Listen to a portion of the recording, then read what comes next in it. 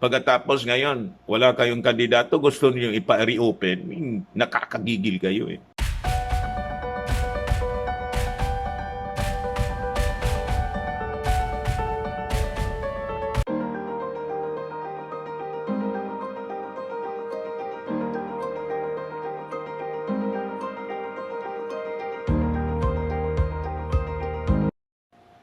Hello po mga kababayan, kumusta po kayo? Ngayon, i-update ko lang po kayo ng mga kaganapan, especially dito po sa filing ng COSI faction ng PDP Laban to reopen the filing ng Certificate of Candidacy. Kasi alam naman ninyo po, wala silang kandidato, umatras yung mga manok nila. Alam na ninyo yung kwento. So this time, siguro, may pinaplano sila uli. Baka may naisip sila na itulak na kandidato. Sino kaya yon? Ano sa tingin ninyo mga kababayan? Di kaya si Inday gusto nilang itulak uli na to run for president? Pag pinaintulutan ito ng Commission on Election, everything is possible, mga kababayan.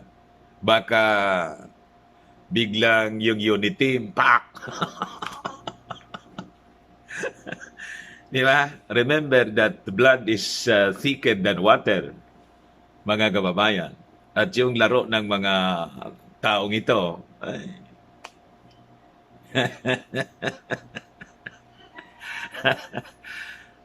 baka pinakalma muli. Pinakalma muli. Pinakalma muna.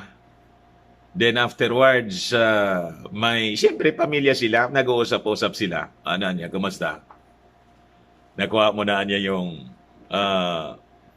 support ng mga Marcos loyalist. Ayos na niya. May mga survey niya na lumalamang ako kay Bongbong Marcos. Diba? Pero close anyang masyado. And I think anya with my pwede na tayong tumakbo for for president muli. I-withdraw ko yung kandidatura ko for vice president. President uli.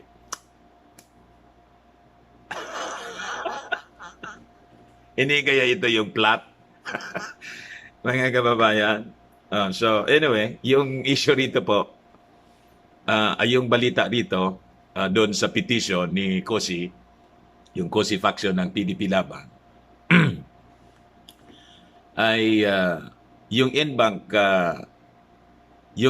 ng COMELEC, the COMELEC in-bank, deferred resolution of the petition for the reopening of the period for filing of the Certificate of Candidacy. It is expected that the matter will be resolved next week with all points raised by the petition being squarely addressed, sabi po ni COMELEC spokesman James Jimenez. At buti naman mga kababayan, may mga grupo na katulad natin ang posisyon against this petition to reopen the kasi pinaglalaroan nila, matagal na nilang pinaglalaroan yung Commission in Election. Ngayon, mga kababayan, yung isang poll watchdog, ay dalawa pala to, poll watchdogs, yung Legal Network for Truthful Election or LENTE, at yung Kontradaya, criticized the petition for disrupting the election calendar of activities. Tama po ito. Hindi sapat na rason na wala silang kandidato ngayon para sa darating na halalan, para sa pinakamataas na posisyon ng eleksyon, para magpetisyon sa COMELEC na buksan uli ang filing ng COC. Stressed Lente Executive Director Attorney Ona Caritos. Mabuhay kayo. Ayos. Buljakin ninyo itong kalukuhan nitong PDP Laban COSI Wing. Kontradaya Lead Convenor and University of the Philippines Professor Danilo Araw described the petition as laughable. Talagang katawa-tawa po ito. They are making a mockery of the election process, mga kababayan. Di ba?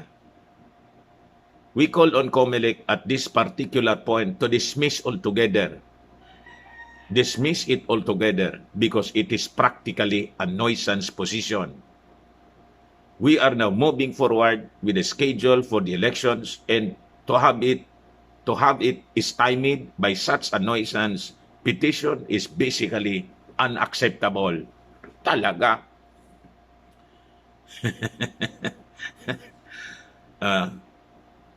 PDP Laban was unable to field standard bearers for the May 9, 2022 elections following a leadership row between the COSI faction, which is backed by President Digong, in the group led by presidential aspirant Senator Manny Pacquiao and Senator Coco Pimentel. Wala kayong kandidato, kayo nag-away-away. Di ba? Nagagawan kayo ng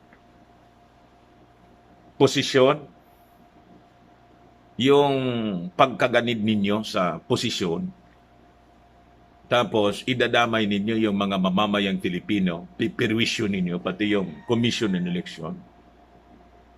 Nag-file ng Certificate of Candidacy for Presidency Bato. Ba't hindi pa ninyo pinadiretso?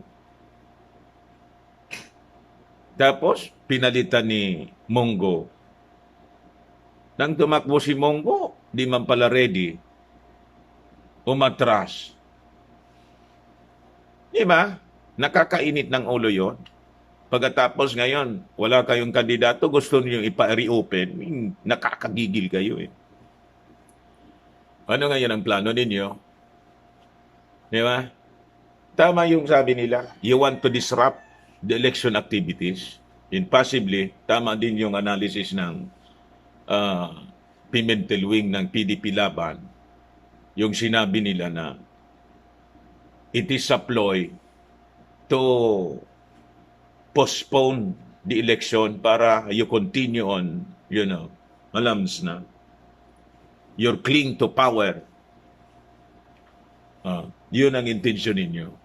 Or maybe, ngayon, ito nga yung sinabi natin kanina, sino yung yun ang tanong natin. Pag rini-open, pinagbigyan kayo, halimbawa, sino yung itutulak ninyo? Si Inday? Wala man kayong tao. Sino ang pwede na i-field ninyo as standard bearer? Wala na kayong tao other than si Inday. As you believe na si Inday dapat tumakbong Pangulo noon at hindi sumama kay Bongbong Marcos kasi as the President stated, di ba yun sabi ng Pangulo, ba't kanya tatakbong mababang posisyon kaysa sa Pangulo? O di ba narinig ninyo yun? Mataas yung ratings mo sa mga surveys. Talo mo si Bongbong Marcos. Possibly, ngayon, may mga negosasyon kayo. Ito, kuwan ko lang to. Theory ko lang.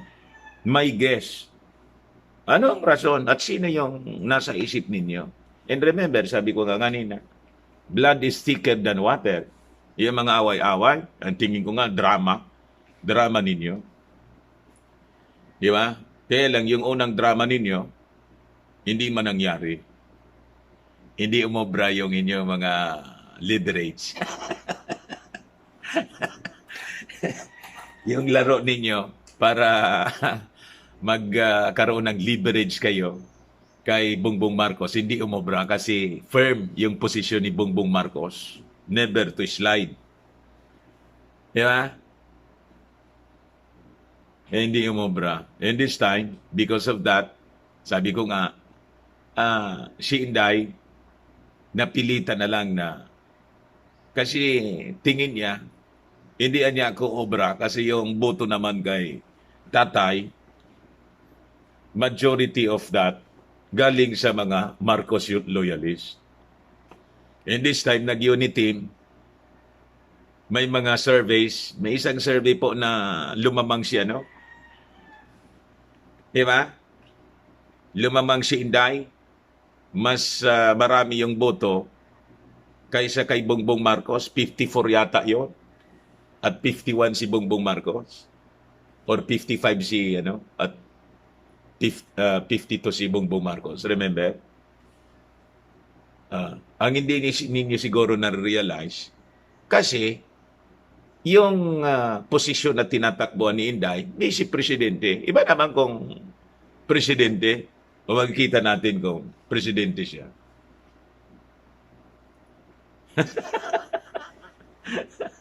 Di ba? Siguro kasi may mga iniisip din, may iniisip pa rin kayong iba. Yung kuha ninyo masyadong matataba yung utak ninyo pagdating dito sa mga larong ganito. Di ba? But tingin natin mga kababayan, I just hope hindi pagbigyan ng Commission on Election itong mga kalukuhan nila.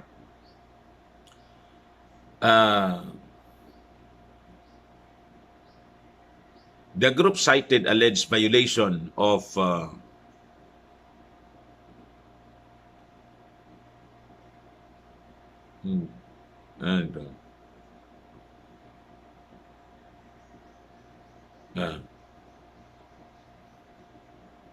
the poll body is finalizing the official list of candidates ahead of the printing of ballots next week.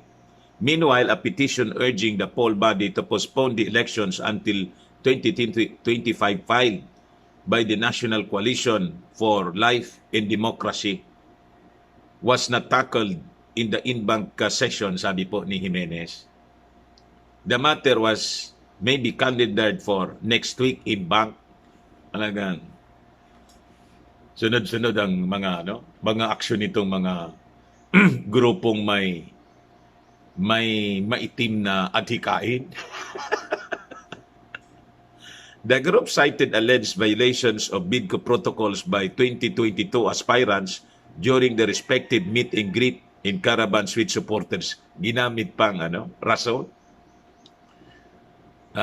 NCLD said these activities not only place the life, health, and safety of the poor and innocent in jeopardy, but also made vote buying possible. Bugok. Ginamit pa ninyo itong issue para lang makuha ninyo yung gusto ninyong mangyari, extension ng mga nasa. Alam namin kung sino yung nagtutulak sa inyo nito. Sina niya, Mr. Maravilla. Siyempre, yung magkikinabang sa extension, alam nga naman. Sino sa tingin ninyo yung magkikinabang sa extension, yung postponement? Sino? Experience in recent months in the present situation demands continuing observance of health protocols, particularly prohibition on social gatherings in overcrowding, stated the petition filed before the COMELEC. Pero sabi po ng COMELEC, walang rason to postpone the election. Wala man talagang rason. Itong mga isyong ito sa itong health crisis, pinapalaki lang po nila para sa sarili nilang kapakinabangan. Wala silang paki, mga kababayan.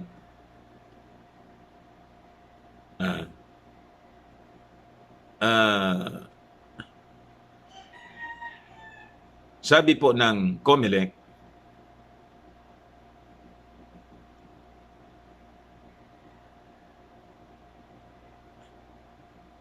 because if you want to postpone the election, then what you want to do is to ignore the Constitution. How can you ignore the Constitution? All government authority basically emanates from the Constitution. And if you want the Constitution to be ignored simply because you want to stay in power, then you have a big, big problem. Butit nakalata kayo. Hindi ako nagsabi niya na, nagsabi mismo, si Jimenez, yung Commission on Election. Sa tingin nila siguro, they want to, itong mga nasa likod nito, yung nagtutulak po dito sa mga abogadong ito, they want to stay in power. Tapos na yung kontrata ninyo. Patapos na. Gusto pa ninyong ano? Gusto pa ninyong magpasasa sa ano? That is ano, kasakiman ang tawag doon. Sobra na. Tama na po. Tama na. Kung pwede nga lang na palayasin namin kayo ngayon, itulak na namin kayo dyan. Gagawin namin sa perwisyo ninyong ginagawa ngayon sa mga mamamayang Pilipino.